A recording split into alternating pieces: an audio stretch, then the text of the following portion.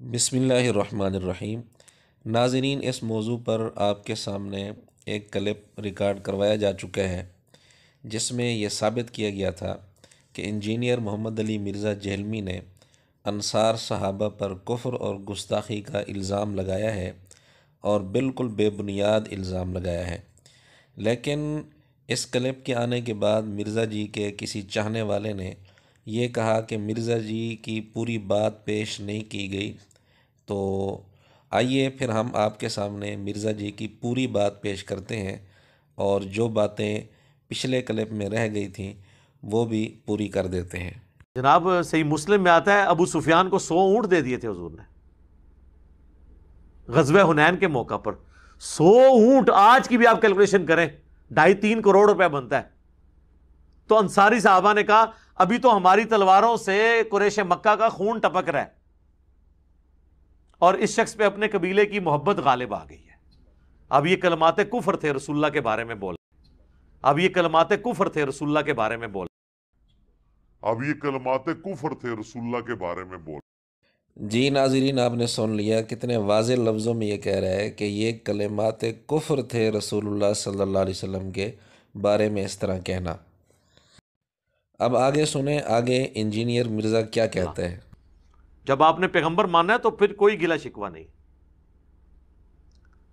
اب حضور کو اللہ تعالیٰ نے وحی کے ذریعے بتا دیا کہ آپ کے چند ساتھیوں نے آپ کے بارے میں یہ گستاخانہ الفاظ استعمال کیے ہیں، کہ آپ کے چند ساتھیوں نے آپ کے بارے میں یہ گستاخانہ الفاظ استعمال کیے ہیں۔ جی ناظرین، آپ نے سن لیا، یہاں واضح الفاظ میں انجینئر مرزا کہہ رہا ہے کہ اللہ تعالیٰ نے وحی کے ذریعے نبی پاک صلی اللہ علیہ وسلم کو بتا دیا کہ آپ کے چند ساتھیوں نے آپ کے بارے میں یہ گستاخانہ الفاظ استعمال کیے ہیں۔ یہ مرزا جی کا اللہ تعالیٰ پر جھوٹ ہے۔ کسی حدیث میں، کسی کتاب کے اندر کوئی ثبوت نہیں ہے کہ اللہ تعالیٰ نے یوں بتایا ہو کہ یہ گستاخانہ الفاظ آپ کے ساتھیوں نے استعمال کیے ہیں۔ نعوذ باللہ، یہ مرزا جی کا بہت بڑا بہتان ہے۔ اللہ تعالیٰ کی طرف بھی اس نے غلط نسبت کر کے اللہ پر بہتان باندھا ہے، اور کتب حدیث کا نام لے کر، صحیح مسلم کا نام لے کر بہتان اس نے باندھا ہے، اور صحابہ کرام پر بھی بہتان باندھا ہے۔ اب اس کے بعد آگے سنیں مرزا جی کیا کہتے ہیں۔ اچھا، وسوسے کی حد تک تو ٹھیک تھے، زبان پہ نہیں لانے چاہیے تھے، جا کے حضور سے پوچھ لیتے کہ پوری زندگی قربانی ہم دیتے رہے، اور جن لوگوں کا خون ہماری تلواروں سے ابھی بھی ٹپک رہا ہے انہوں نے عین موقع پہ اسلام قبول کر لیا ہے، اور جب مال غنیمت ہے تو انہی کو دے دیا ہے۔ حالانکہ حضور نے تالیف قلب کے لیے دیا تھا تاکہ ان کو اسلام میں پکا کرے۔ تو نبی علیہ السلام نے بلا کے کہا تم نے یوں بات کی ہے؟ انہوں نے کہا یا رسول اللہ کی ہے۔ تو آپ نے فرمایا کیا تم اس پہ راضی نہیں ہو؟ یہ دنیا کا مال لے جائیں اور تم اللہ کے نبی کو لے جاؤ۔ پھر آپ فرمایا میرا جینا مرنا انصار کے ساتھ ہے، پوری دنیا ایک گھاٹی میں چلے اور انصار دوسری گھاٹی میں انصار کے ساتھ چلوں گا۔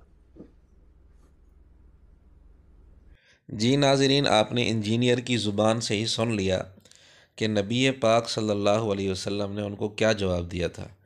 آپ یہ جواب بار بار سنیں، کیا اس جواب کے اندر کسی قسم کی کوئی ناراضگی کا اثر ظاہر ہوتا ہے؟ جب کلمات کفر انہوں نے بولے تھے، نعوذ باللہ، گستاخانہ الفاظ بولے تھے، نعوذ باللہ، تو نبی پاک صلی اللہ علیہ وسلم تو ان سے توبہ کرواتے، آپ علیہ الصلاۃ والسلام ان کو تنبیہ فرماتے، غصے کا اظہار کرتے کہ کلمات کفر تم نے کیوں بولے ہیں۔ تو نبی پاک صلی اللہ علیہ وسلم کا اس طرح ان کو جواب دینا اور اس طرح بات کرنا، یہ بھی دلیل ہے اس بات کی کہ نبی پاک صلی اللہ علیہ وسلم بھی سمجھتے تھے کہ انہوں نے کلمہ کفر کوئی نہیں بولا، کوئی گستاخانہ الفاظ استعمال نہیں کیے، اور اللہ تعالیٰ نے بھی ایسی کوئی وحی نازل نہیں کی تھی کہ نعوذ باللہ انہوں نے گستاخانہ الفاظ استعمال کیے، ورنہ جواب اس انداز کا نہ ہوتا۔ آپ علیہ الصلاۃ والسلام تو جواب میں ان کی حوصلہ افزائی فرما رہے ہیں، جینا مرنا اپنا ان کے ساتھ کر رہے ہیں۔ اب آگے سنیں مرزا جی کیا کہتے ہیں۔ تو انہوں نے کہا اللہ کے رسول ہم آپ پہ راضی ہیں، ہمیں آپ چاہیے۔ پھر انہوں نے کہا یا رسول اللہ آپ ہمیں معاف کر دیں، ہمارا عذر قبول کر لیں، ہم نے آپ کے بارے میں اس طرح کا جملہ بول جی دیا۔ ناظرین، یہاں پھر مرزا جی غلط بیانی سے کام لے رہے ہیں۔ انصار نے یہ کہیں نہیں تذکرہ آتا کہ انصار نے یہ کہا ہو کہ یا رسول اللہ ہمیں معاف کر دے. ایسی کوئی بات صحیح مسلم کے اندر نہیں ملتی، کہیں بھی نہیں ملتی، کسی کتاب کے اندر بھی صحیح سند کے ساتھ کہ انصار نے کہا ہو یا رسول اللہ ہمیں معاف کر دیں. ایسی بات نہیں کی تھی. پچھلے کلپ میں ہم نے آپ کے سامنے سکین پیش کیے تھے. انصار نے یہ کہا تھا کہ یا رسول اللہ ہم نے جو بات کی ہے وہ آپ کی محبت میں کی ہے. اس کا حاصل یہ ہے کہ ہم یہ نہیں چاہتے تھے کہ آپ کی رفاقت سے ہم محروم ہوں، آپ یہیں رہ جائیں اور ہم آپ کی رفاقت سے محروم ہو جائیں. یہ ہمیں گوارا نہیں تھا، اس وجہ سے ہم نے بات کی ہے. انصار نے تو اپنی اس نیت اور جذبے کا اظہار کیا. یہ الفاظ نہیں آتے کہ انصار نے کہا یا رسول اللہ میں معاف کر دیں.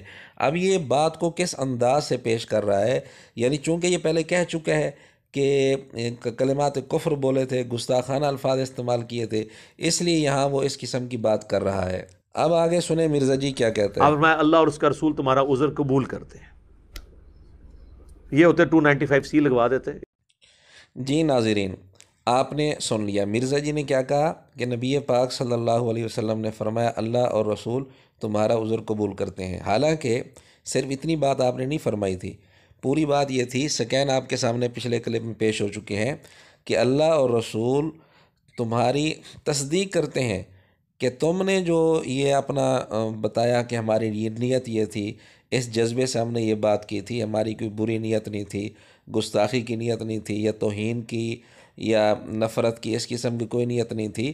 تو یہ تم نے جو یہ بات کی ہے، اللہ تعالیٰ اور اللہ کے رسول تمہاری اس بات کی تصدیق کرتے ہیں تو اور تمہیں معذور قرار دیتے ہیں، تمہارا عذر قبول کرتے ہیں. تو بات تو یہ تھی، یعنی حقیقت کیا تھی. اور مرزا جہلمی اس کو کس انداز میں پیش کر رہا ہے، سننے والا یہ سمجھتا ہے کہ جی انہوں نے کفریہ کلمات کہے، گستاخانہ کلمات کہے. انصار بھی سمجھ رہے تھے کہ ہم نے گستاخانہ کلمات کہے ہیں اور گستاخی کی نیت سے. پھر اللہ تعالیٰ نے وحی بھی یہی نازل کی. پھر جب حضور علیہ الصلاۃ نے ان سے بات کی تو انہوں نے کہا جی ہمیں معاف کر دیں. یعنی یہ سارا معاملہ اس طرح لے کے انجینئر مرزا چل رہا ہے، حالانکہ ایسی کوئی بات نہیں تھی. کوئی کفریہ کلمات انہوں نے نہیں کہے تھے، کوئی گستاخانہ الفاظ انہوں نے استعمال نہیں کیے تھے. صرف اللہ کے نبی صلی اللہ علیہ وسلم کی محبت کے جذبے سے انہوں نے کہا کہ کہیں یہ یہیں نہ ٹھہر جائیں. لگتا ہے ایسے ہے کہ ان پر وطن اور قبیلے کی محبت کا غلبہ ہو گیا ہے، کہیں ایسا نہ ہو کہ ہم ان کی رفاقت سے محروم ہو جائیں.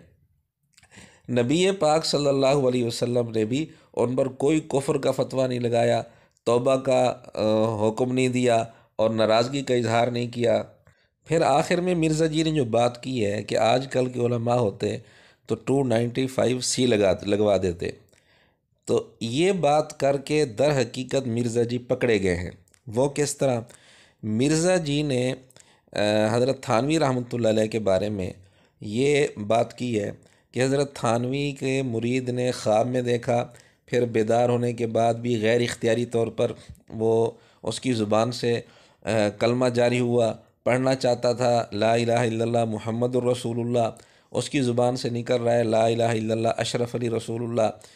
پھر وہ حضرت تھانوی کے پاس آتا ہے. حضرت تھانوی اس کو یہ نہیں کہتے بھی تو توبہ کر، تو نے شیطان تیرے اندر داخل ہو گیا، یعنی اس کی تردید نہیں کرتے، اس کو ڈانٹتے نہیں، بلکہ اس کو تسلی دیتے ہیں.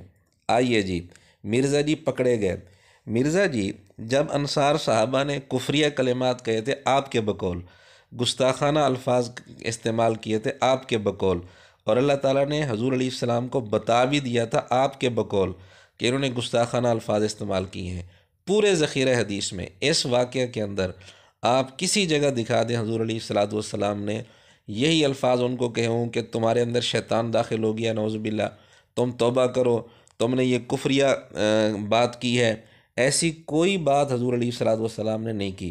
تو مرزا جی کیا آپ جرأت کرتے ہیں یہ کہنے کی کہ نعوذ باللہ حضور علیہ السلام نے بھی اس کی تصدیق کی ہے کلمات کفریہ کی اور گستاخانہ الفاظ کی؟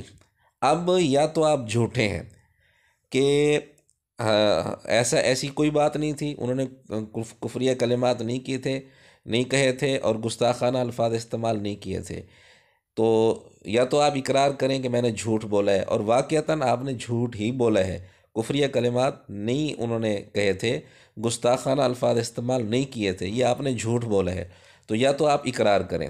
اگر آپ اس پر اڑے ہوئے ہیں کہ نہیں جی یہ کفریہ کلمات ہیں، تو پھر حضور علیہ الصلاۃ والسلام کے بارے میں آپ کیا کہیں گے؟ نعوذ باللہ، کہ کفریہ کلمات گستاخانہ الفاظ کا علم ہو جانے کے باوجود آپ علیہ الصلاۃ والسلام انصار کی تعریف کر رہے ہیں، یعنی نبی پاک صلی اللہ علیہ وسلم ان کلمات کفریہ کو سن کر خاموشی اختیار کریں بلکہ تعریف کر رہے ہیں۔ تو ان دو باتوں میں سے ایک بات آپ کو کہنی پڑے گی، اور بہتر یہ ہے کہ اپنے آپ کو جھوٹا تسلیم کر لیں، اس بات کا اقرار کر لیں کہ میں نے انصار صحابہ پر جھوٹا الزام لگایا ہے اور اللہ تعالیٰ پر بھی جھوٹا بہتان لگایا ہے۔ نہ انصار صحابہ نے کفریہ کلمات کہے تھے، نہ ہی اللہ رب العزت نے اس طرح کی کوئی وحی نازل کی تھی کہ جی صحابہ نے، آپ کے چند ساتھیوں نے گستاخانہ الفاظ استعمال کیے ہیں۔ اس کا کہیں بھی کوئی ثبوت آپ پیش نہیں کر سکتے۔ تو بہتر یہ ہے کہ آپ اپنا جھوٹا ہونا تسلیم کریں، توبہ کریں، اور اس ویڈیو کو آپ ڈیلیٹ کریں اور رجوع بھی ریکارڈ کروائیں، علی اعلان آپ سب کے سامنے توبہ کریں، آپ کے لیے یہی بہتر رہے گا۔ ہماری خیر خواہانہ آپ سے گزارش یہی ہے، وآخر دعوانا ان الحمد للہ رب العالمین۔